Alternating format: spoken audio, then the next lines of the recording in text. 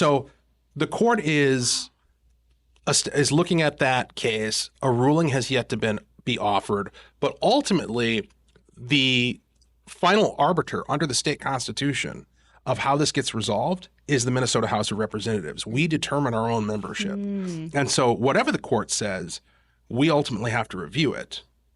And so the idea, this is all in flux, the idea that you could go out there and say definitively as a matter of fact that Minnesota elected a tied legislature, it is objectively false. And it is a tactic that I would put very close to election interference.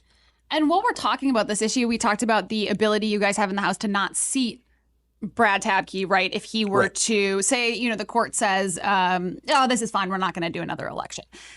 What do you think of that idea of not seating someone? Are you for it? Are you against it? You have to see what the court says. Well, so I think what it actually is, I mean, it sounds kind of like arbitrary when you say we're going to not seat him. What it is we're going to review the court's finding, right? Sure. Like the court's going to make a ruling, and as the House, we're going to review their finding and determine whether or not we agree with it, and then we get to decide what the membership of our House is. Sure. Yeah. So if we don't seat him, it's not because I don't like Brad, right? It's because there are these findings of fact that have been adjudicated that provide us with just cause to ensure that the people of that district are represented accurately, that every vote counts, which in my opinion and a lot of people's opinion is going to require a new election.